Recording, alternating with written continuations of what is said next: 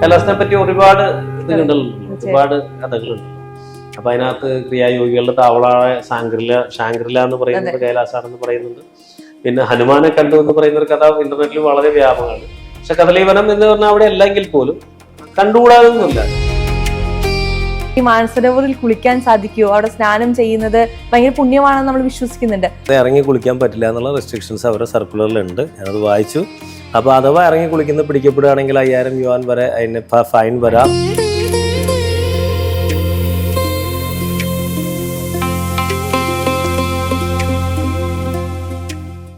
നമസ്തേ. കൈലാസ തീർത്ഥത്തിന്റെ 1-ാം അധ്യായത്തിലേക്ക് എല്ലാ പ്രേക്ഷകർക്കും സ്വാഗതം. നമ്മളെല്ലാവരും പോകാൻ ആഗ്രഹിക്കുന്ന ഒരു പുണ്യഭൂമിയാണ് കൈലാസം.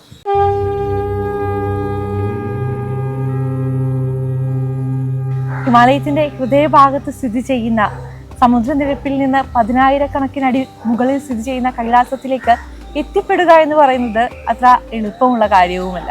അതെ, കടുത്ത തണുപ്പിനെയും നമ്മുടെ ശാരീരിക ബുദ്ധിമുട്ടുകളെ ഒക്കെ മറികടന്ന് ആ പുണ്യഭൂമിയിലേക്ക് എത്തുന്ന ആ ഒരു നിമിഷം വാക്കുകൾക്ക് അതീതമാണ് എന്ന് നമുക്ക് പറയാം. കാരണം അത്രത്തോളം മനോഹരമാണ് ആ യാത്ര. എനിക്ക് തോന്നുന്നു ഭഗവാന്റെ കൃപയാൽ ആ യാത്ര പോകാൻ ഞങ്ങൾക്ക് ഭാഗ്യമുണ്ടായി. ആ ഭാഗ്യം നിങ്ങൾക്കൊപ്പം കൂടി എത്തിക്കുക എന്നുള്ളതാണ് കൈലാസ തീർത്ഥത്തിലൂടെ ജനം TV ഉദ്ദേശിക്കുന്നത്. ഞങ്ങൾ പോയ വഴികളിലൂടെ നമ്മുടെ പ്രേക്ഷകരെയും ചേർത്തുകൊണ്ടുള്ള ഒരു യാത്രയാണ് കൈലാസ തീർത്ഥത്തിലൂടെ നിങ്ങളിലേക്ക് എത്താൻ പോകുന്നത്. ഇനി വരുന്ന 30 ദിവസങ്ങളിൽ കൈലാസത്തിലേക്ക് നമുക്ക് ഒരുമിച്ച് ഒരു യാത്ര പോകാം.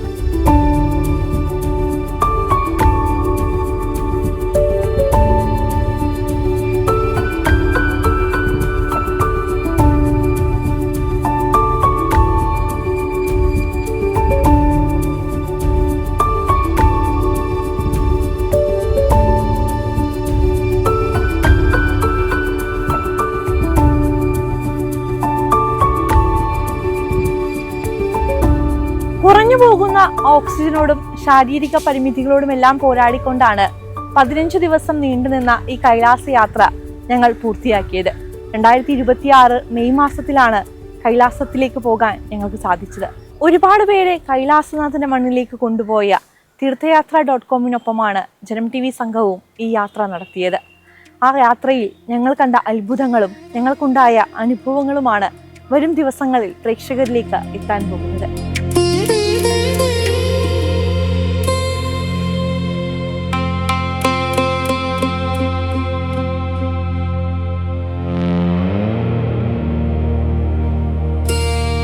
പക്ഷേ എവിടെ നിന്നാണ് ഞങ്ങൾ ഈ യാത്ര തുടങ്ങിയത്?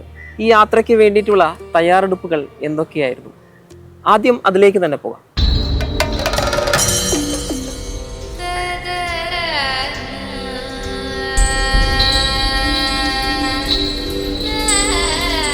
കൈലാസത്തിലേക്ക് പോകണമെന്ന് നമ്മൾ ആഗ്രഹിച്ചാൽ മാത്രം പോരാ, അതിന് മഹാദേവന്റെ കൃപയുണ്ടാകണമെന്നാണ് പറയാറുള്ളത്. മഹാദേവൻ ഞങ്ങളുടെ ഉള്ളിലേക്ക് കൈലാസ യാത്രയെ കുറിച്ചുള്ള ആ തോന്നലുണ്ടാക്കുന്നത് ഏറ്റുമാനൂരിൽ വെച്ചാണ്.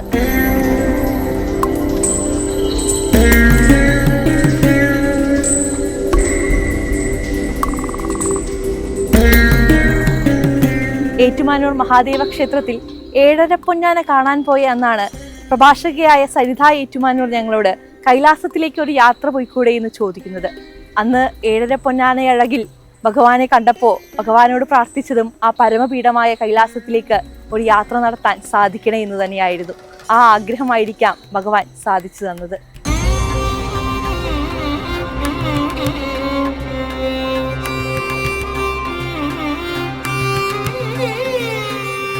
എന്നാൽ സാധാരണ ഒരു വിനോദയാത്ര പോലെയല്ല കൈലാസ യാത്ര. അത് പോകാൻ ഒരുപാട് കടമ്പകൾ നമ്മൾ കടക്കേണ്ടതുണ്ട്. ചൈനീസ് അതിർത്തികൾ കടന്ന് ടിബറ്റൻ പീഠഭൂമിയിലാണ് കൈലാസപർവ്വതം സ്ഥിതി ചെയ്യുന്നത്. അതുകൊണ്ട് തന്നെ ഒരുപാട് നടപടിക്രമങ്ങൾ അവിടെ എത്താൻ വേണ്ടി നമ്മൾ പൂർത്തിയാക്കേണ്ടതുണ്ട്. വിസ പെർമിറ്റും കടുത്ത സുരക്ഷാ നടപടികളും എല്ലാം പൂർത്തിയാക്കിയിട്ട് വേണം കൈലാസത്തിന്റെ മണ്ണിലേക്ക് എത്തിച്ചേരാൻ. അതുകൊണ്ട് തന്നെ ആ യാത്രയിൽ നമുക്കൊപ്പമുള്ളവർ അത്രത്തോളം വിശ്വാസ്യരായിരിക്കണം എന്നുള്ളത് നിർബന്ധമാണ്. അങ്ങനെ ആർക്കൊപ്പം ഈ യാത്ര പോകുമെന്ന് ചിന്തിക്കുമ്പോഴാണ് മാസങ്ങൾക്ക് മുൻപ് എടുത്ത ഒരു ഇന്റർവ്യൂ മനസ്സിലേക്ക് വന്നത്. അത് തീർത്ഥയാത്ര.com സ്ഥാപകനായിട്ടുള്ള CP മധുസൂദന മേനോന്റെ ഇന്റർവ്യൂ ആയിരുന്നു. പഞ്ചകൈലാസ യാത്രകൾ എത്ര തവണ പോയാലും നമുക്ക് മടുപ്പ് വരാത്തൊരു യാത്ര. ഇപ്പോഴും സത്യം പറഞ്ഞാൽ ആദ്യമായി പോകുന്ന ഒരാളുടെ കൊതിയോടുകൂടി തന്നെ ഒരു വർഷം 3 ബാച്ചിനെ കൊണ്ടുപോകാൻ സാധിക്കുന്നുണ്ടെങ്കിൽ 3 ബാച്ചിൻ്റെയും കൂടെ നമ്മൾ കയറി പോകാൻ ആഗ്രഹിക്കുന്നത് എന്തുകൊണ്ടാണെന്ന് വെച്ചാൽ ആ പ്രദേശത്ത് പോയി വരുന്നൊരു യാത്ര അത് നമുക്കൊരു ഭൂമിയിൽ കൂടി നടക്കുന്ന ഒരു യാത്രയായിട്ടല്ല ഫീൽ ചെയ്യുക. അത്രയും ഭഗവാന്റെ കടാക്ഷത്തിനുള്ളിൽ കൂടി നമ്മൾ അത്രയും ദിവസം കടന്നു വരിക എന്ന് പറയുന്നത് തികച്ചും വളരെ വളരെ ചാരിതാർത്ഥ്യജനകമായ ഒരു അനുഭവമാണ്. മാത്രമല്ല അതൊരു ഒട്ടേറെ പേരെ ആഗ്രഹിച്ചിട്ട് നടക്കാതെ നിൽക്കുന്ന ഒരു യാത്രയാണെന്നുള്ളത് കൊണ്ട് തന്നെ നമുക്കൊരു അവസരം കിട്ടുമ്പോൾ നമ്മൾ അതിന് എന്നും നന്ദി പറഞ്ഞുകൊണ്ടിരിക്കുന്നു, എത്രയും പ്രാവശ്യം പോകാൻ ശ്രമിക്കുന്നു. മാത്രമല്ല നമ്മുടെ കൂടെ സാധ്യമായ എല്ലാവരും കൊണ്ടുപോകാനും വേണ്ടി ശ്രമിച്ചുകൊണ്ടിരിക്കുന്നു. ഇപ്പൊ ഞാൻ പഞ്ചകൈലാസങ്ങൾ എന്ന് പറയുമ്പോൾ പലർക്കും സംശയങ്ങളുണ്ട്, 5 കൈലാസങ്ങൾ ഉണ്ടോ എന്നുള്ളൊരു ചോദ്യമാണ്. ഒപ്പം തന്നെ ചില ആൾക്കാർ ഇതിനെ കുറിച്ച് കുറച്ചും കൂടി അറിവുള്ളവരാണെങ്കിൽ ചിന്തിക്കും 7 കൈലാസങ്ങളിൽ എന്തുകൊണ്ടാണ് ഈ 5 കൈലാസങ്ങളിലേക്ക് മാത്രം യാത്രകൾ സംഘടിപ്പിക്കുന്നതെന്ന് ചിന്തിക്കുന്നവരുണ്ട്. അപ്പോൾ ശരിക്കും എന്താണ് പഞ്ചകൈലാസങ്ങൾ? നോക്കൂ, 7 കൈലാസങ്ങളുണ്ട്. പുരാണത്തിന്റെ കണക്ക് പ്രകാരം 7 കൈലാസങ്ങളെ പറ്റി പരാമർശങ്ങളുണ്ട്. അതിൽ ശിവൻ താമസിച്ചിട്ടുള്ള സ്ഥലങ്ങളെയാണ് നമ്മൾ കൈലാസം എന്ന് പറയുന്നത്. ശിവൻ വന്നുപോയ സ്ഥലങ്ങളോ ശിവൻ പ്രത്യക്ഷമായ സ്ഥലങ്ങളോ അല്ല, അതൊക്കെ ക്ഷേത്രങ്ങളാണ്. ശിവൻ താമസിച്ചിട്ടുള്ള സ്ഥലങ്ങളെയാണ് ഒരു പ്രത്യേക കാര്യത്തിന് വേണ്ടി ഒരു ക്ലിപ്ത കാലാവധി അദ്ദേഹം താമസിച്ചിട്ടുള്ള സ്ഥലങ്ങളെയാണ് നമ്മൾ കൈലാസം എന്ന് പറയുന്നത്. അതിൽ ഏറ്റവും പ്രധാനപ്പെട്ട കൈലാസം എന്ന് പറയുന്നത് മാനസരോവറിലെ കൈലാസം തന്നെയാണ്. അവിടെയാണ് അദ്ദേഹത്തിന്റെ സ്ഥിരതാമസം. അദ്ദേഹം സകുടുംബം കുടുംബസമേതം അവിടെയാണ് താമസിക്കുന്നത് എന്നാണ് നമ്മുടെ പുരാണങ്ങൾ പറയുന്നത്.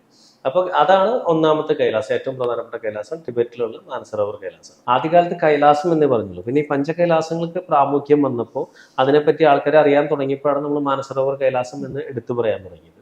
അപ്പൊ ഈ മാനസരോവർ തടാകം എന്ന് പറയുന്നത് ബ്രഹ്മാവ് മനഃശക്തി കൊണ്ട് സൃഷ്ടിച്ചൊരു തടാകമാണ്. അത് ഈ പറഞ്ഞ അപ്സരസ്, യക്ഷ, ഗന്ധർവ അങ്ങനെയുള്ള എല്ലാവരും, എല്ലാ സെലസ്റ്റിയൽ ബോഡീസും സ്വർഗവാസികളായിട്ടുള്ള എല്ലാവരും വന്ന് കുളിക്കുന്ന ഒരു തടാകമായിട്ടാണ് കണക്കാക്കപ്പെടുന്നത്.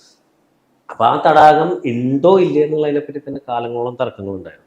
അങ്ങനെ തടാകം ഉണ്ടോ, അത് പുരാണത്തിൽ എഴുതിയിട്ടുള്ളതാണ്. അപ്പൊ മാനസരോവർ തടാകം എന്ന് പറഞ്ഞാൽ വലിയൊരു തടാകമാണ്. അത് ശുദ്ധജല തടാകമാണ്. ഏറ്റവും ഉയരം കൂടിയ ജലത്തിലെ ശുദ്ധജല തടാകമാണ്.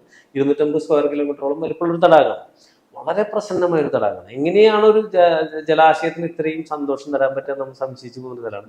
മാനസരോവറിന്റെ കരയിൽ നിന്ന് നിൽക്കുകയാണെന്ന് പറയുന്നത് തന്നെ വളരെ അതിന്റെ പറയാ വർണ്ണിക്കാൻ പറ്റാത്തൊരു അനുഭവമാണ്. കാരണം വെച്ചാൽ അത്ര മനോഹരമാണ് ഇത്. നിറച്ച് ജീവജാലങ്ങളുണ്ട്. നമുക്ക് ഹംസങ്ങളെ, രാജഹംസങ്ങളെ കാണാൻ പറ്റുന്ന ഒരു തടാകമാണ്. അപ്പോൾ അതിമനോഹരമായിട്ടുള്ള പ്രദേശമാണ് അതിന്റെ കരയിൽ. അപ്പൊ ഏത് പ്രദേശമാണെങ്കിലും അവിടെ ഇവിടെ കുളിക്കാൻ വരുന്നു എന്ന് പറഞ്ഞപ്പോൾ നമ്മുടെ യാത്രികർ പോകുന്നൊരു രാത്രി കാലങ്ങൾ അവിടെ പോയിരിക്കും. അതായത് രാത്രി കാലങ്ങളിൽ ഇവർ വന്ന് കുളിക്കുന്നുണ്ടോ എന്നറിയാൻ വേണ്ടിയിട്ട് അത് ഞാനും ആദ്യത്തെ ട്രിപ്പിൽ പോയിരുന്നുണ്ട്. ഒരു ക്യൂരിയോസിറ്റിയാണ്. ഞാൻ ഇപ്പൊ ഈ കഴിഞ്ഞ ട്രിപ്പിലും ഒന്ന് പോയിരുന്നു രാത്രി. അത് കാണുമോ കാണില്ല എന്നുള്ളത് വേറെ വിഷയം. അതായത് ഈ സ്വർഗവാസികളായവർ കുളിക്കാൻ വരുന്ന തടാകത്തിന്റെ കരയിൽ അവരെ കാത്ത് രാത്രിയിൽ ഇരിക്കുക എന്ന് പറയുന്നതിന്റെ ഒരു എക്സൈറ്റ്മെന്റ് നിങ്ങൾ ആലോചിക്കും. എത്ര രസകരമായ ഒരു അനുഭവമായിരുന്നു, എത്ര അഭൗമികമായ ഒരു അനുഭവം.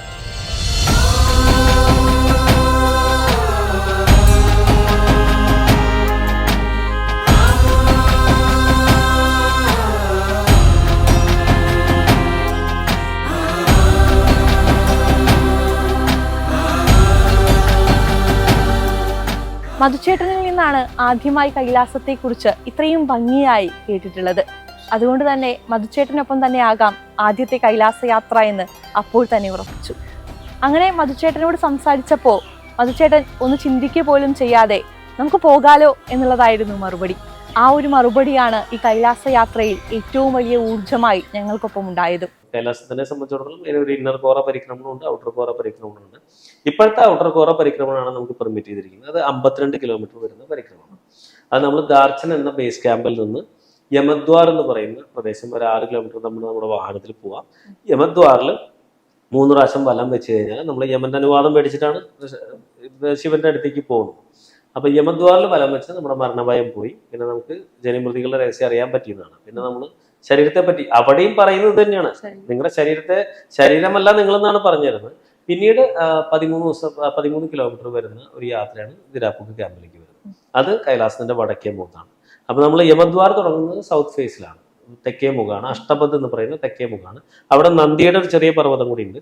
അപ്പൊ കഴിഞ്ഞ ബാച്ചിൽ നമുക്ക് അഷ്ടപദിലേക്ക് വാഹനത്തിൽ പോകാൻ പറ്റി. സാറിന് കുറെ നാളായിട്ട് കൊണ്ടുപോകാറില്ല. അപ്പൊ അവിടെ ശിവന്റെ തെക്കേ മുഖം, അതിനപ്പുറത്ത് നന്ദിയുടെ ഒരു ചെറിയ പർവ്വതമുണ്ട്. അത് കഴിഞ്ഞ് നമ്മൾ പടിഞ്ഞാറേ മുഖത്തിന്റെ മുന്നിൽ കൂടി കടന്നിട്ടാണ് നമ്മൾ വടക്കേ മുഖത്തിന്റെ അവിടേക്ക് എത്തുന്നത്. പടിഞ്ഞാറേ മുഖത്തിലേക്ക് ഒരു കാഴ്ച അതിമനോഹരമാണ്. മനോഹരം എന്നല്ല, നമുക്ക് കൈകൂപ്പി പോവും. എത്രയൊക്കെ നമ്മൾ പോയാലും അത്രയും ഒരു രൂപ, അതിൻ്റെ ഒരു ഗാംഭീര്യം അത്രയ്ക്കുണ്ട്. അത് കഴിഞ്ഞ് ഇതിന്റെ കൈലാസ ദിരാപ്പൂക്ക് ക്യാമ്പിൽ, വടക്കേ ക്യാമ്പിൽ നിന്ന് നമ്മൾ താമസിക്കുന്നിടത്ത് കഷ്ടി ഒരു 4 കിലോമീറ്റർ 4.5 കിലോമീറ്ററോളം മലയുടെ അടിവാരത്തിലേക്കുണ്ട്, ഏറ്റവും അടിയിലേക്ക്. അപ്പൊ അവിടേക്കാണ് നമ്മൾ ചരൺസ്പർശി യാത്ര ചെയ്യുക. ചരൺസ്പർശി യാത്ര ചെയ്യുമ്പോൾ 1.5 കിലോമീറ്റർ അപ്പുറത്ത് നമുക്ക് മലയുടെ നിന്ന് 1 കിലോമീറ്റർ അപ്പുറത്ത് ചരൺസ്പർശി ശിലയുണ്ട്. അപ്പൊ അവിടെ പൂജ ചെയ്ത് മടങ്ങണം എന്നാണ് സാധാരണ പറയുക. കാരണം കൈലാസത്തിന്റെ ആ ഒരു എനർജി താങ്ങാൻ സിദ്ധർക്കും യോഗികൾക്കേ പറ്റൂ, അവരെ അതിനപ്പുറത്ത് കടക്കാൻ പാടുള്ളൂ എന്ന് പറയും. പക്ഷെ പലരും കടക്കാറുണ്ട്, ഞാനും കടന്നിട്ടുള്ള ഒരാളാണ്. അതിന് അതിൻ്റെതായ ചില എഫക്റ്റുകൾ നമുക്ക് ഉണ്ടാവും. 2-3 ദിവസത്തേക്ക് നമുക്കൊരു അസ്വസ്ഥതകൾ ഉണ്ടാവും, ബുദ്ധിമുട്ടാണ്, ഉറക്കം വരാൻ ബുദ്ധിമുട്ടാണ്, നമുക്ക് പല വിഷനുകൾ കാണും, നല്ല ശബ്ദങ്ങൾ കേൾക്കും. അപ്പൊ പിന്നെ അതൊന്ന് എനർജി സെറ്റിൽ ആവുന്നില്ല. കാരണം നമുക്ക് എടുക്കാൻ പറ്റാത്ത, ചെറിയ കുട്ടിയുടെ തലയിൽ വലിയൊരു കല്ല് കയറ്റി വെച്ചിട്ടുള്ള ആ കുട്ടിക്ക് ഒരു ചെറിയ പ്രശ്നം ഉണ്ടാവുമല്ലോ, അതുപോലെയാണ്. അത്രയ്ക്കൊന്നും നമ്മളായിട്ടില്ല. അപ്പൊ ഇതുകൊണ്ടാണ് പറയുന്നത് ഇന്നർ കോറ പരിക്രമണം എന്ന് പറയുന്ന ഒരു യാത്രയുണ്ട്. 52 ഉണ്ടാവില്ല അതിന്റെ ചുറ്റും, മലയുടെ തൊട്ടുകൊണ്ടുള്ള ഒരു യാത്രയുണ്ട്. അതിപ്പോ പെർമിഷൻ കൊടുക്കുന്നില്ല. പക്ഷെ അതൊക്കെ ചെയ്യുന്നതെന്നുണ്ടെങ്കിൽ 13 പ്രാവശ്യങ്ങളിൽ ഔട്ടർ കോറ പരിക്രമണം ചെയ്തിട്ടേ ചെയ്യാവുമെന്ന് പറയും. കാരണം വെച്ചാൽ അപ്പോഴേ നമ്മുടെ ശരീരം അത് സ്വീകരിക്കാൻ മാത്രം, അല്ലെങ്കിൽ മാനസിക വിഭ്രാന്തി വരെ സംഭവിച്ചേക്കാം എന്നാണ് പറയുന്നത്. മാത്രമല്ല പല നമുക്ക് പ്രതീക്ഷിക്കാൻ അല്ലെങ്കിൽ നമുക്ക് സങ്കല്പിക്കാൻ പറ്റാത്ത കാഴ്ചകൾ കാണുമെന്നും പറയുന്നത്. കാരണം കൈലാസത്തെ പറ്റി ഒരുപാട് ഇതുണ്ടല്ലോ, ഒരുപാട് കഥകളുണ്ടല്ലോ. അപ്പൊ അതിനകത്ത് ക്രിയായോഗികളുടെ താവളമായ ഷാങ്ക്രില എന്ന് പറയുന്നത് കൈലാസാണെന്ന് പറയുന്നുണ്ട്. പിന്നെ ഹനുമാനെ കണ്ടു എന്ന് പറയുന്ന ഒരു കഥ ഇന്റർനെറ്റിൽ വളരെ വ്യാപകമാണ്. പക്ഷെ കദളീവനം എന്ന് പറഞ്ഞാൽ അവിടെ അല്ലെങ്കിൽ പോലും കണ്ടുകൂടാതൊന്നുമില്ല. കാരണം വെച്ചാൽ കൈലാസം പോലുള്ള സ്ഥലത്തിൽ കണ്ടുകൂടാതൊന്നുമില്ല. അപ്പൊ അങ്ങനെ ഒരു പിന്നെ ദിരാപ്പൂക്ക് ക്യാമ്പിൽ നിന്ന് നമ്മൾ അടുത്ത ദിവസം സെക്കൻഡ് ഡേ യാത്രയാണ് ഏറ്റവും ബുദ്ധിമുട്ടുള്ള യാത്ര. അത് 22 കിലോമീറ്റർ വരുന്ന യാത്ര. അതിൽ ആദ്യത്തെ 10 മണിക്കൂർ 10 കിലോമീറ്റർ എന്ന് പറയുന്നത് 6 കിലോമീറ്റർ കഠിനമായ കയറ്റമാണ്. ഈ കയറ്റം കഴിഞ്ഞ് നിങ്ങൾ ഡോൾമ പാസിൽ എത്തുമ്പോൾ 18,500 അടിയായിരിക്കും നിങ്ങളുടെ ഉയരം. അവിടുന്ന് 4 കിലോമീറ്റർ കൊണ്ട് ഇത്രയും ദൂരം നമുക്ക് താഴ്ത്തിക്കണം. പിന്നെ വരുന്ന 12 കിലോമീറ്റർ ദൂരം നമുക്ക് പ്ലെയിൻ മോട്ടറബിൾ റോഡായിട്ട് നടന്നാൽ സുത്തുൽഫുക്കിലാണ്. 3rd ഡേ സുത്തുൽഫുക്കിൽ നിന്ന് നമുക്കൊരു 6 കിലോമീറ്റർ നടന്നു കഴിഞ്ഞാൽ പിന്നെ വാഹന സൗകര്യം കിട്ടും, ദാർച്ചനിൽ വരാം, തിരിച്ചു പോരാം. ഇങ്ങനെയാണ് മാനസരോവറിന്റെ പരിക്രമണയിൽ കാര്യങ്ങൾ നടക്കുന്നത്.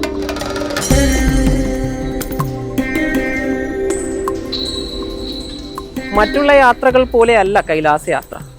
ഒട്ടനവധി തയ്യാറെടുപ്പുകൾ വേണ്ട ഒന്നാണിത്.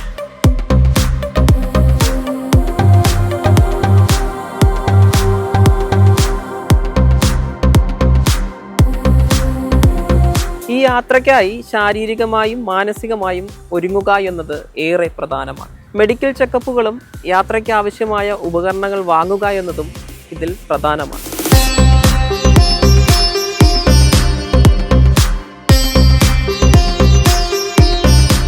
വിഷ്ണു പറഞ്ഞതുപോലെ ഏറെ തയ്യാറെടുപ്പുകൾ ആവശ്യമുണ്ട് കൈലാസ യാത്രയ്ക്ക്.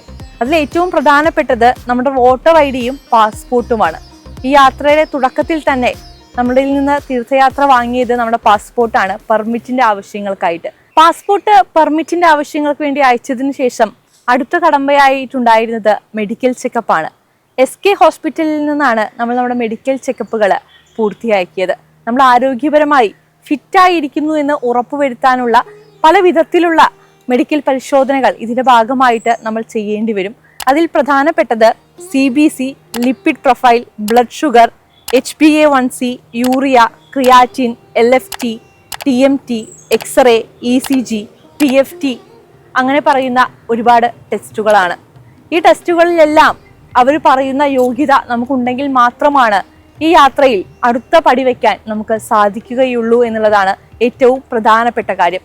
ഇതിനൊപ്പം തന്നെ ഓർക്കേണ്ടത് 70 വയസ്സാണ് ഇപ്പോഴുള്ള നിയമപ്രകാരം കൈലാസത്തിലേക്ക് നമുക്ക് പോകാനുള്ള പ്രായപരിധി. 18 വയസ്സ് മുതൽ 70 വയസ്സ് വരെയുള്ളവർക്കാണ് ഈ യാത്ര ചെയ്യാൻ ഇപ്പോൾ സാധ്യമാവുക.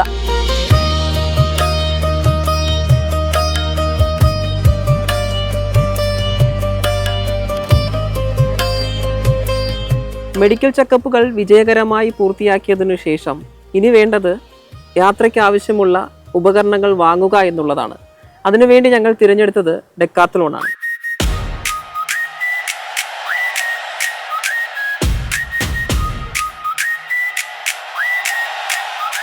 കടുത്ത തണുപ്പിനെ പ്രതിരോധിക്കാനും 3 ദിവസത്തെ പരിക്രമണം സുഗമമായി പൂർത്തിയാക്കാനും വേണ്ടിയുള്ള എല്ലാ വസ്ത്രങ്ങളും ഉപകരണങ്ങളും നമുക്ക് ഡെക്കാത്തലോണിൽ നിന്നും ലഭിച്ചു. അതിൻ്റെ വിശദമായ വീഡിയോ നിങ്ങൾക്ക് ജനം ഓൺലൈൻ യൂട്യൂബ് ചാനലിൽ കാണാൻ സാധിക്കും.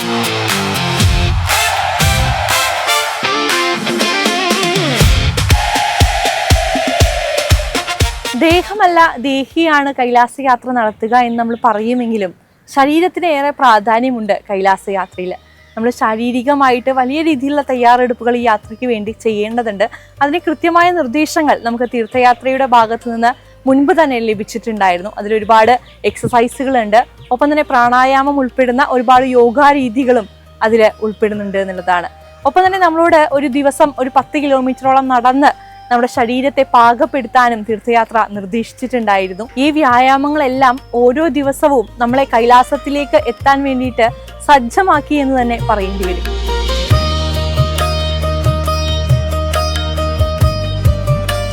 ഒരു ഭാഗത്ത് ശാരീരികമായും മാനസികമായും ഞങ്ങൾ തയ്യാറെടുക്കുമ്പോൾ മറുഭാഗത്ത് പെർമിറ്റിന് വേണ്ടിയിട്ടും മറ്റു രേഖകൾ തയ്യാറാക്കാൻ വേണ്ടിയിട്ടും തീർത്ഥയാത്രയും ഒരുങ്ങുന്നുണ്ടായിരുന്നു. അതിനിടയിൽ ഞങ്ങൾക്കുണ്ടായിരുന്ന ഒരുപാട് സംശയങ്ങളുമായി ഞങ്ങൾ വീണ്ടും മധുചേട്ടൻ്റെ അടുത്തെത്തി. ആദ്യത്തെ ദിവസം നമുക്കൊരു അതിനെപ്പറ്റി ഒരു വിശദമായൊരു ട്രെയിനിങ് ഉണ്ടായിരിക്കും. കാരണം മറ്റ് യാത്രകളിൽ പോകുന്ന പോലുള്ളൊരു സ്ഥലമല്ല കൈലാസ യാത്ര. നമ്മൾ പറയുന്ന പ്രാക്ടീസ് ചെയ്യുന്ന ഒരു ഡോക്ടറാണെങ്കിൽ പോലും first listen to the guide എന്നാണ് പറയുന്നത്. കാരണം ആ പ്രദേശത്ത് അവർക്കാണ് പരിചയം, അതുകൊണ്ട് അവരെ ശ്രദ്ധിക്കാൻ പറഞ്ഞിട്ടുള്ള ഒരു ട്രെയിനിങ് ഉണ്ടായിരിക്കും നമ്മുടെ ആദ്യ ദിവസം. നമ്മളെ സംബന്ധിച്ചുള്ള ഒരുപാട് കോംപ്ലിമെൻ്ററി ഐറ്റംസ് കൊടുക്കുന്നൊരു ഇതാണ് നമ്മൾ ട്രാവൽ ഏജൻസിയാണ് നമ്മൾ. അപ്പോൾ അതിൽ പകുതിയോളം നമ്മൾ ദില്ലിയിൽ വെച്ച് തന്നെ വിതരണം ചെയ്ത് കൊടുക്കും. നമ്മൾ അതിൻ്റെ അടുത്ത ദിവസം ഒരു പൂജ കഴിഞ്ഞിട്ട്, ദില്ലിയിൽ നിന്ന് ഒരു പൂജ കഴിഞ്ഞിട്ടാണ് നമ്മൾ യാത്ര സ്റ്റാർട്ട് ചെയ്യുന്നത്. നമ്മൾ നേരെ നേപ്പാളിൽ ചെന്നിറങ്ങിയാൽ അന്നത്തെ ദിവസം നമുക്ക് പ്രത്യേകിച്ച് പണികളില്ല. നമ്മൾ നേപ്പാളിൽ ചെല്ലുന്നു. നമ്മൾക്ക് അവിടെ നിന്ന് വരുന്ന ബാഗുകൾ, നമ്മൾ ഈ യാത്രയ്ക്ക് കൊണ്ടുവന്ന ബാഗുകൾ വേറെ ആയിരിക്കും. അതും നമ്മൾ കോംപ്ലിമെൻ്ററി ആയിട്ടാണ് കൊടുക്കുന്നത്. ആ ബാഗുകളിലേക്ക് ഇവിടുന്ന് കൊണ്ടുപോകുന്ന ട്രോളി ബാഗുകളിൽ നിന്ന് ആവശ്യമുള്ള ഡ്രസ്സുകൾ മാറ്റുക, ഒതുക്കി വയ്ക്കുക. വൈകുന്നേരം നേപ്പാളി ചൈനീസ് ഗൈഡുകളുടെ ഒരു ചെറിയൊരു ബ്രീഫിംഗ് കൂടിയും അവിടെ വന്നിട്ടുണ്ട്. അതിനടുത്ത ദിവസം നമ്മൾ നേപ്പാളിലുള്ള പശുപതിനാഥ്, ജൽനാരായൺ തുടങ്ങിയ ക്ഷേത്രങ്ങളിലേക്കുള്ളൊരു 1 ഡേ കാഠ്മണ്ഡു ടൂറാണ് പതിവ്. അതിനടുത്ത ദിവസമാണ് നമ്മൾ നേപ്പാൾ ബോർഡറിലേക്ക് നീങ്ങുന്നത്. പിന്നെ 4ാമത്തെ ദിവസമാണ് അവിടെ ചെന്ന് 4ാമത്തെ ദിവസമാണ് നമ്മൾ മൈഗ്രേറ്റ് ചെയ്ത് ഗെറോണിൽ പോകുന്നത്. പിന്നെ സാഗയിൽ ഞാൻ നേരത്തെ പറഞ്ഞു ഒരു ദിവസം കൂടി നമുക്ക് അക്ലമറ്റൈസേഷൻ നമ്മൾ ആഗ്രഹിക്കുന്നുണ്ട്. അത് കഴിഞ്ഞാൽ പിന്നെ നമ്മൾ മാനസരോവരാണ്. മാനസരോവരിൽ ഒരു രാത്രി ചിലവഴിച്ച് കഴിഞ്ഞാൽ നമ്മൾ ദാർച്ചനിലാണ് വരുന്നത്. ദാർച്ചനാണ് ബേസ് ക്യാമ്പ് കൈലാസ യാത്രയുടെ. അവിടെ നിന്നാണ് നമുക്ക് അഷ്ടപഥ് പോകാൻ നമുക്ക് യോഗ ഉണ്ടെങ്കിൽ, അഷ്ടപഥ് എല്ലാ ദിവസവും പോകാൻ പറ്റുന്ന ഒരു സ്ഥലമല്ല. ചിലപ്പോൾ മഞ്ഞ് മൂടി കിടക്കുന്നതായിരിക്കും, അല്ലെങ്കിൽ ലാൻഡ് സ്ലൈഡ് ഉണ്ടാവും. ഇല്ലാന്നുണ്ടെങ്കിൽ പണ്ട് കാലത്ത് നടന്നു പോയിരുന്ന വഴിയാണ്. നമുക്ക് അന്ന് വൈകുന്നേരം പോയി അഷ്ടപഥ ദർശനം കഴിഞ്ഞ് വരാൻ പറ്റും. അതിനടുത്ത ദിവസമാണ് നമ്മുടെ പരിക്രമണം ശരിക്കും ആരംഭിക്കുന്നത്. അപ്പോൾ അത് സ്റ്റാർട്ട് ചെയ്യുന്ന പ്രധാനപ്പെട്ട സ്ഥലം എന്ന് പറയുന്നത് യമദ്വാറാണ്. യമദ്വാർ വരെ വാഹന സൗകര്യം ലഭ്യമാണ്. 5 കിലോമീറ്ററോളം ദൂരം ഉണ്ടായിരിക്കും ദാർച്ചനിൽ നിന്ന്. അവിടുന്ന് അന്നത്തെ ദിവസത്തെ യാത്ര എന്ന് പറഞ്ഞാൽ 13 കിലോമീറ്റർ വരുന്ന യാത്രയാണ്. അതാണ് ദിറാപുക്ക്. അപ്പോൾ നമ്മൾ ഈ യമദ്വാറിന്ന് സ്റ്റാർട്ട് ചെയ്യുമ്പോൾ നമ്മൾ കൈലാസത്തിന്റെ തെക്ക് മുഖം കണ്ടുകൊണ്ടാണ് സ്റ്റാർട്ട് ചെയ്യുന്നത്. അവിടുന്ന് പടിഞ്ഞാറൻ മുഖത്തിന്റെ മുന്നിൽ കൂടി നടന്ന് നമ്മൾ വടക്കേ മുഖത്തിന്റെ മുന്നിൽ പോയി നിൽക്കുന്ന സ്ഥലമാണ് ദിറാപുക്ക് എന്ന് പറയുന്നത്. അവിടെയാണ് നമുക്ക് ഈ പറയുന്ന കൈലാസത്തിന്റെ വടക്ക് നാഥൻ എന്ന് പറയുന്നത്. നമുക്ക് ഏറ്റവും സനാതന ധർമ്മങ്ങളെ സംബന്ധിച്ചിടത്തോളം വടക്കേ മുഖമാണ് പ്രധാനം. അതിൻ്റെ മുമ്പിൽ അന്നത്തെ ചരൺ സ്പർശം ഉണ്ടാവുന്നതും കാര്യങ്ങളൊക്കെ അവിടെയാണ് ഏറ്റവും പ്രധാനപ്പെട്ട ദർശനമാണ്. അതിനടുത്ത ദിവസമാണ് നമ്മൾ ഈ ഡോൾമ പാസ് എന്ന് പറയുന്ന യാത്രയിലെ ഏറ്റവും ഉയരം കൂടിയ പ്രദേശം കിടക്കുന്നത്. അത് 18,500 അപ്പോൾ അതൊരു 10 കിലോമീറ്റർ, അതാണ് ഏറ്റവും ടഫസ്റ്റ് ആയിട്ടുള്ള പോർഷൻ ഈ യാത്രയിൽ. 10 കിലോമീറ്ററിൽ 6 കിലോമീറ്റർ കഠിനമായ കയറ്റാണ്. ഏകദേശം ഒരു 3000 അടിയോളം നമുക്ക് മുകളിലേക്ക് കയറണം അന്നത്തെ ദിവസം. മഞ്ഞുണ്ടായിരിക്കും. കുത്തനെ 6 കിലോമീറ്റർ കൊണ്ട് 3000 അടി എന്ന് പറയുമ്പോൾ ഏകദേശം സ്റ്റീപ്പ് തന്നെയാണ്. അതങ്ങനെയാണ് അതിൻ്റെ ഒരു ആവറേജ് എന്ന് വെച്ചാൽ. എല്ലാം ഇങ്ങനെ സ്കെയിൽ വെച്ച് അളന്ന പോലെയല്ല, കയറ്റവും കുറച്ച് നിരപ്പ് കയറ്റം അങ്ങനെ. പക്ഷേ എന്നാലും പൊതുവിൽ അതിന് നല്ലൊരു ആൾട്ടിറ്റ്യൂഡ് ഗെയിൻ ചെയ്യുന്നൊരു യാത്രയാണ്. അപ്പോൾ അവിടെ തണുപ്പ് വലിയൊരു ഘടകമാണ്. -ഡിഗ്രിയിലായിരിക്കും ഏത് സമയത്ത് പോയാലും ടെമ്പറേച്ചർ ഉണ്ടാവുക. കാറ്റുണ്ടെങ്കിൽ ഈ തണുപ്പിനെ ഇരട്ടിയാക്കുന്ന ഒരു സ്ഥലമാണ്. അപ്പോൾ ആ ഒരു 2 സ്ഥലം കഴിഞ്ഞുകൊണ്ട് നമ്മൾ ഈ ഡോൾമ പാസിൻ്റെ മുകളിൽ എത്തിക്കഴിഞ്ഞാൽ പിന്നെ ഈ കയറി അത്രയും ദൂരം നമുക്ക് 4 കിലോമീറ്റർ കൊണ്ട് വളരെ തീവ്രമായിട്ട് ഇറങ്ങി വരണം. അതും വളരെ സ്റ്റീപ്പായിട്ടുള്ള ഇറങ്ങണം. അതിലൊരു 1/2 കിലോമീറ്റർ ദൂരം കുതിരപ്പുറത്ത് പോകുന്ന ആൾക്കാർക്ക് പോലും നടക്കേണ്ടി വരും. കാരണം കുതിരയ്ക്ക് പുറത്ത് പോരാൻ പറ്റാത്ത രീതിയിൽ വഴുക്കലുള്ള താഴത്തേക്കുള്ള സ്ഥലമാണ്. അപ്പോൾ കുതിരപ്പുറത്ത് പോകുന്നവരെ സംബന്ധിച്ചിടത്തോളം ഭയപ്പെടേണ്ട കാര്യമില്ല. ഈ കുതിരക്കാരും പോട്ടർമാരൊക്കെ അവരെ പിടിച്ച് ഇറക്കിക്കോളും. അതുകൊണ്ട് അങ്ങനെ പേടിക്കേണ്ട കാര്യമില്ല. ഇത് കഴിഞ്ഞ് നമ്മൾ തരനിരപ്പിലേക്ക് എത്തിക്കഴിഞ്ഞാൽ, ഈ ഡോൾമയുടെ തരനിരപ്പിൽ എത്തിക്കഴിഞ്ഞാൽ പിന്നെ അന്നത്തെ ദിവസം നമുക്ക് 12 കിലോമീറ്റർ കൂടി നടക്കാനുണ്ട്. അങ്ങനെയാണ് നമുക്ക് അന്നത്തെ സുതുൽഫുഖ് എന്ന് പറയുന്ന ക്യാമ്പിലേക്ക് എത്തുന്നത്. സുതുൽഫുഖ് കഴിഞ്ഞാൽ അതിനടുത്ത ദിവസം നമുക്ക് വെറും 6 കിലോമീറ്റർ സഞ്ചരിക്കുള്ളൂ. ബാക്കിയുള്ള 7 കിലോമീറ്റർ ദൂരത്തിന് വേണ്ടിയിട്ട് വാഹനം വരും. അത് കഴിഞ്ഞാൽ അന്ന് ദാർച്ചനിൽ വന്ന് ദാർച്ചനിൽ നമ്മൾ തിരിച്ച് സാഗിലെത്തി. അതേ ദിവസം കൊണ്ട് തന്നെ സാഗിലെത്തി. അപ്പോൾ ഇപ്പോൾ ഈ ചില ആൾക്കാർ പലപ്പോഴും എന്നോട് സംശയിക്കും, പരിക്രമണം ചെയ്യാൻ പറ്റില്ല നിങ്ങൾ എന്ത് ചെയ്യും, വഴിയിൽ വിട്ടുപോകുന്നൊക്കെ ചോദിക്കാറ്. അപ്പോൾ പരിക്രമണം ചെയ്യാൻ പറ്റാത്ത കുറേ ആൾക്കാർ എന്ന് പറഞ്ഞാൽ ദിറാപുക്ക് വരെ എല്ലാവരും എത്തും. കാരണം പ്ലെയിൻ ആയിട്ടുള്ള റോഡാണ്, നമ്മൾ എത്തിക്കും. അവിടെ നിന്ന് കൈലാസത്തിൻ്റെ ദർശനം കഴിഞ്ഞിട്ട് ഇപ്പോൾ പല ഏജൻസികളും, ഞാൻ പറയുന്നില്ല, പല ഏജൻസികളും ഈ പരിക്രമണത്തിന് പോലും തന്നെ ഇല്ല. എളുപ്പവഴി എന്നുള്ള രീതിയിലും അല്ലെങ്കിൽ ഇത് ഇത്രയും വലിയൊരു റിസ്ക് എടുക്കേണ്ട എന്നുള്ള രീതിയിലായിരിക്കണം അവിടെ നിന്ന് തന്നെ തിരിച്ചു പോരുന്ന ആൾക്കാരുണ്ട്. പരിക്രമണത്തിന് പോകാൻ പറ്റാതെ വരുന്ന ശാരീരികമായ അവസ്ഥയിൽ വരുന്ന ആൾക്കാർക്ക് തിരിച്ച് ദാർശനിൽ വന്ന് മറ്റുള്ളവർ തിരിച്ചു വരുന്ന ഒരു ഹോട്ടലിൽ നിൽക്കാനുള്ള സംവിധാനം ഉണ്ടായിരിക്കും. അതിൻ്റെ പേരിലൊന്നും ഭയപ്പെടേണ്ട. എല്ലാ സമയത്തും അതിപ്പോൾ നമ്മളൊരു ടീം പോകാന്ന് പറയുമ്പോൾ, ഇപ്പോൾ 100ഓളം വരുന്ന ഒരു ബാച്ച് പോകാന്ന് പറയുമ്പോൾ അതിൽ 10-20ഓളം പേര് ഗൈഡുകളായിട്ട് തന്നെ കൂടി ഉണ്ടായിരിക്കും. അപ്പോൾ അത്രയും അറ്റൻഷൻ കിട്ടും, ഓരോരുത്തർക്കും പേഴ്സണലായിട്ട് അറ്റൻഷൻ കിട്ടും. അപ്പോൾ അങ്ങനെ ഒരു ടീം നിൽക്കുകയാണെന്നുണ്ടെങ്കിൽ അവർ തിരിച്ചു കൊണ്ടുവരാനും അവിടെ ഗൈഡുകൾ ഉണ്ടായിരിക്കും മുന്നോട്ട് പോകാതെ. അപ്പോൾ ആ ഒരു പ്രശ്നമില്ല. അപ്പോൾ സാഗയിൽ തിരിച്ചെത്തി അതിനടുത്ത ദിവസം നമ്മൾ ഗേറോങ്ങിൽ വന്ന് നിൽക്കും. അതിനടുത്ത ദിവസം നമ്മൾ മൈഗ്രേറ്റ് തിരിച്ച് നേപ്പാളിലേക്ക് കടന്ന് കാഠ്മണ്ഡു വരും. അതിനടുത്ത ദിവസം നമ്മൾ തിരിച്ച് ദില്ലിയിലേക്ക് എത്തുന്നതോടെ നമ്മുടെ യാത്ര അവസാനിക്കും. അങ്ങനെയാണ്. ഇപ്പൊ നമുക്കറിയാം കൈലാസ യാത്രയിൽ ഏറ്റവും കൂടുതൽ ആകർഷിക്കുന്ന മറ്റൊരു കാര്യം എന്ന് പറയുന്നത് മാനസരോവറാണ്. നമ്മൾ നേരത്തെ പറഞ്ഞു അത്രത്തോളം ഭംഗിയുള്ള അല്ലെങ്കിൽ ഏറെ ഒരു ആത്മീയ അനുഭൂതി പകരുന്ന ഒരു ഇടമാണ് മാനസരോവർ എന്ന് നമുക്ക് എല്ലാവർക്കും അറിയാം. പക്ഷെ ഈ മാനസരോവറിൽ കുളിക്കാൻ സാധിക്കുമോ? അവിടെ സ്നാനം ചെയ്യുന്നത് ഭയങ്കര പുണ്യമാണെന്ന് നമ്മൾ വിശ്വസിക്കുന്നുണ്ട്. അപ്പൊ അതിന് സാധിക്കുമോ എന്നുള്ള സംശയം പലരിലും കാണാൻ. നമുക്ക് ഇത്തവണയും റെസ്ട്രിക്ഷൻസ് ഒക്കെ നിലവിലുണ്ട്. അതായത് ഇറങ്ങി കുളിക്കാൻ പറ്റില്ല എന്നുള്ള റെസ്ട്രിക്ഷൻസ് അവരുടെ സർക്കുലറിലുണ്ട്. ഞാനത് വായിച്ചു.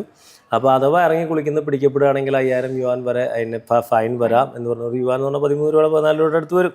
അപ്പോൾ വലിയൊരു എമൗണ്ട് 65,000 രൂപ ഫൈൻ വരാവുന്ന രീതിയിലാണ് ചെയ്തിരിക്കുന്നത്. പക്ഷെ കഴിഞ്ഞ തവണയൊക്കെ പറയുന്നത് കേൾക്കുന്നുണ്ട്, പോയ ചില ഏജൻസികൾ, വലിയ ഏജൻസികളാണെങ്കിൽ അവർ ആ ചുറ്റുവട്ടത്ത് ആളില്ലാത്ത സമയം നോക്കി ഒന്ന് മുങ്ങിയിട്ടുണ്ട്. ചില ആൾക്കാർ 1-2 വ്യാപകമായിട്ടല്ല 1-2 പേര് മുങ്ങി എന്നൊക്കെ പറയുന്നുണ്ട്. പക്ഷെ അത് നമുക്ക് ഔദ്യോഗികമായിട്ട് ഒരിക്കലും പ്രോമിസ് ചെയ്യാൻ പറ്റാത്ത അല്ലെങ്കിൽ വാഗ്ദാനം ചെയ്യാൻ പറ്റാത്തൊരു സംഭവമാണ്. പക്ഷെ മാനസരോവറിൽ ജലത്തിൽ കുളിക്കാനുള്ള ഏർപ്പാട് നമ്മൾ എന്തായാലും ചെയ്തു കൊടുക്കും. അതിപ്പോൾ അവർ അലോ ചെയ്തിരിക്കുന്ന രീതിയിൽ അവിടുത്തെ പ്രാദേശികവാസികളെ വിട്ട് നമ്മൾ വലിയ ബാരലിൽ ഈ വെള്ളം ശേഖരിച്ച് കൊണ്ടുവന്ന് നമ്മൾ താമസിക്കുന്ന സ്ഥലത്ത് ടെൻറ്റ് ഉണ്ടാക്കി ആ ടെൻറ്റിനകത്ത് ഈ വെള്ളം ഉപയോഗിച്ച് കുളിക്കാൻ വേണ്ട സംവിധാനം നമ്മൾ ചെയ്തു കൊടുക്കും. കാരണം നമ്മളത് പിന്നെ വെള്ളം ശേഖരിക്കാനുള്ള ഏർപ്പാടും മാനസരോവർ തീർത്ഥം നമ്മൾ ഇങ്ങോട്ട് കൊണ്ടുവരുമല്ലോ. ഏറ്റവും പ്രധാനമായിട്ട് കൊണ്ടുവരുന്ന മാനസരോവർ തീർത്ഥം. അത് ശേഖരിക്കാനുള്ള ഏർപ്പാടും മാനസരോവറിൽ പോകാനും കരയിൽ നിൽക്കാനും അവിടെ പ്രാർത്ഥിക്കാനും അവിടെ പൂജ ചെയ്യാനും അതിനുശേഷം ഈ പറയുന്ന രീതിയിൽ കുളിക്കാനും വേണ്ട ഏർപ്പാടുകളൊക്കെ ഉണ്ടായിരിക്കും.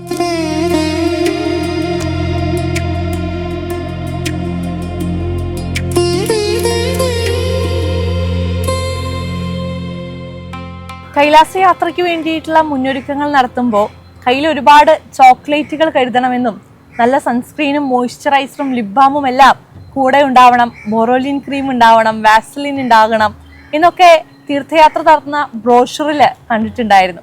ആദ്യം കണ്ടപ്പോൾ വളരെ നിസ്സാരമായിട്ടാണ് കരുതിയത്. അതിന് എത്രത്തോളം പ്രാധാന്യമുണ്ട് എന്ന് അന്ന് ചിന്തിച്ചിട്ട് പോലും ഇല്ല എന്ന് തോന്നുന്നു. അതെ, തണുപ്പുള്ള കൈലാസത്തിലേക്ക് പോകുമ്പോൾ എന്തിനാണ് സൺസ്ക്രീൻ എന്ന് നമ്മളും ആലോചിച്ചിട്ടുണ്ടായിരുന്നു.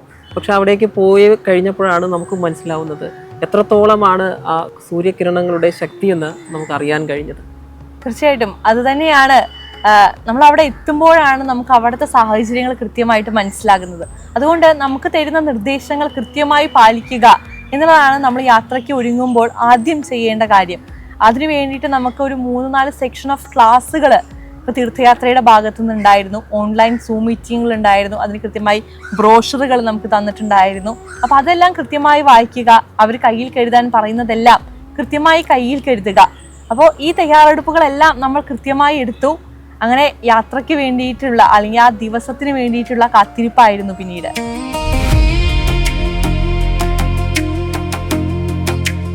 ഈ അധ്യായത്തിൽ നമ്മൾ കണ്ടത് കൈലാസ യാത്രയുടെ മുന്നൊരുക്കങ്ങളാണ്. ഇനിയാണ് ആ മഹായാത്രയുടെ തുടക്കം. അതെ, ഒരു പുരുഷായുസ്സിൽ നമ്മൾ എത്തിപ്പെടേണ്ട ഏറ്റവും പരിഭാവനമായ മഹാദേവൻ പരിവാര സമേതം താമസിക്കുന്ന കൈലാസത്തിന്റെ അത്ഭുത കാഴ്ചകളിലേക്കാണ് ഇനി വരുന്ന അധ്യായങ്ങളിൽ നമ്മൾ കടന്നുപോകാൻ പോകുന്നത്. ശ്രീപത്മനാഭന്റെ അനന്തപുരിയിൽ നിന്ന് തുടങ്ങി പശുപതിനാഥനെ വണങ്ങിക്കൊണ്ട് കൈലാസനാഥനെയും കണ്ടുമടങ്ങിയ ആ യാത്രയുടെ എല്ലാ നിമിഷങ്ങളും അണമുറിയാതെ പ്രേക്ഷകരിലേക്ക് വരും അധ്യായങ്ങളിൽ ഞങ്ങൾ എത്തിക്കുന്നതാണ്. കൈലാസത്തിന്റെ മണ്ണിലേക്ക് എത്താൻ സാധിക്കാത്ത എല്ലാ പ്രേക്ഷകർക്കും വേണ്ടി ഈ യാത്ര ഞങ്ങൾ സമർപ്പിക്കുകയാണ്. അടുത്ത അധ്യായത്തിൽ നമുക്ക് വീണ്ടും കാണാം. നമസ്തേ.